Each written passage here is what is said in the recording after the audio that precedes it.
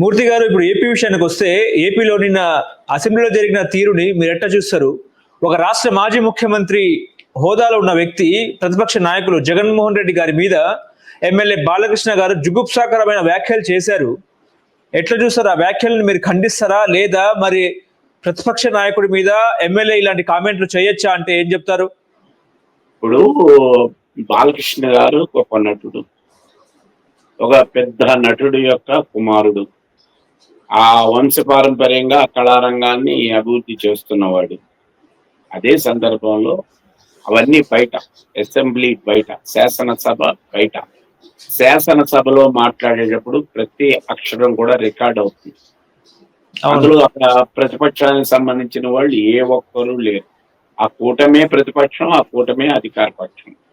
ఎందుకు ఆయన ఆ వ్యాఖ్యానాలు చేయడం?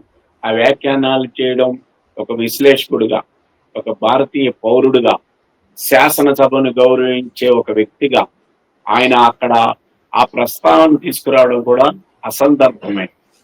గతంలో ఏం జరిగింది అన్నది ఇప్పుడు ఆయన నోరు నొక్కినట్టుగానే చిరంజీవి గారు ప్రెస్ మీట్ లో తన యొక్క బహిరంగ లేఖనే బయట పెట్టారు కదా. అందుకని ఇప్పుడు ఇప్పుడు ఇది ఏమవుతుందంటే వాళ్ళ కూటమిలో, ఇప్పుడు జనసేన ఉన్నది, కూటమిలో చిరంజీవి గారు జనసేనకు సంబంధించిన వ్యక్తిగా, వాళ్ళ గాడ్ ఫాదర్ గా చూస్తున్న ఈ సందర్భంలో ఇది ప్రస్తావన. రెండోది అంటే మనకి పట్టింపులు ఉండవు కానీ ఓటర్స్ నుంచి కానీ నాయకత్వాలు కానీ ఆంధ్రప్రదేశ్ లో కులతత్వం ఎక్కువ.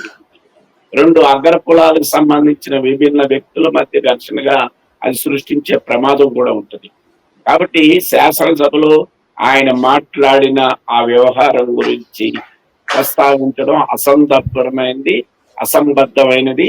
ఆయన ఇప్పటికైనా నా వ్యాఖ్యానాలను నేను ఉపసంహరించుకుంటున్నాను, రికార్డ్స్ నుంచి తొలగించండి అని చెప్తే సరిపోతుందని నేను ఒక విశ్లేషకుడిగా భావిస్తాను. కానీ అంటే జగన్ గారి మీద ఇలాంటి వ్యాఖ్యలు చేయడం కరెక్టేనా? ఇప్పుడు జగన్ గారి మీద ఇటువంటి వ్యాఖ్యలను ఇప్పుడు ఎందుకు చేస్తున్నారు? అప్పుడెందుకు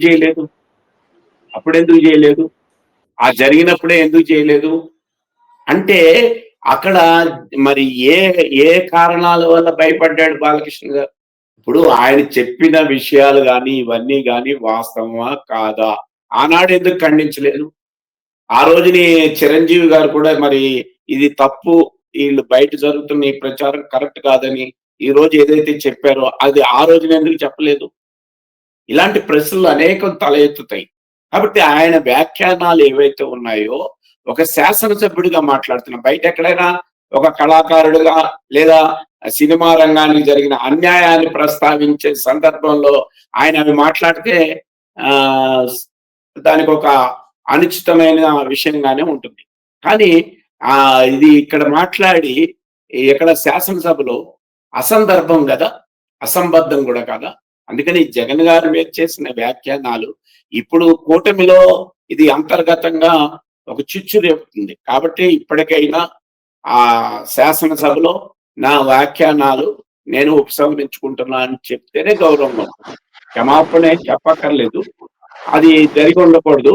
ఇప్పుడు జరిగింది కాబట్టి దాన్ని రికార్డుల్లో తొలగించమని చెప్పి స్పీకర్ గారికి విజ్ఞప్తి చేసుకోవచ్చు. కానీ బాలకృష్ణ ఎందుకు ప్రత్యేకంగా చిరంజీవి ఫ్యామిలీని, అదేవిధంగా చిరంజీవిని నిన్న టార్గెట్ చేశారా? ఆయన ఎవరు అన్నట్టు కూడా ఆయన అసెంబ్లీలో ధిక్కరించారు చిరంజీవి గారిని ఉద్దేశించి. అంటే ఇప్పుడు సినీ రంగంలో మనం చూస్తూ ఉన్నాం, ఎవరు మెగా అనేదాన్ని మీకు గుర్తుంటుంది. మోహన్ బాబు గారును మన చిరంజీవి గారికి ఇస్తే దాన్ని ఆయన పెట్టులో కూడా పెట్టాడు. ఇది నేను స్వీకరించినప్పుడు, నన్ను నిరూపించుకున్నప్పుడే నేను స్వీకరిస్తాను అని చెప్పి కూడా అన్నాడు. కాంట్రవర్సీస్ ఉన్నాయి ఫిలిమ్స్ లో. మన టాప్ ర్యాంక్ లో ఉన్న వాళ్ళు చాలా మంది ఇవి ఉన్నాయి. బాలకృష్ణ గారికి ఉన్నాయని అనుకోవచ్చు మనం, ఎందుకంటే కాంటెంపరీ కదా వాళ్ళిద్దరును. ఇద్దరు కూడా ఒకే సమయంలో రైజ్ అవుతున్న హీరోలుగా ముందుకు వచ్చారు.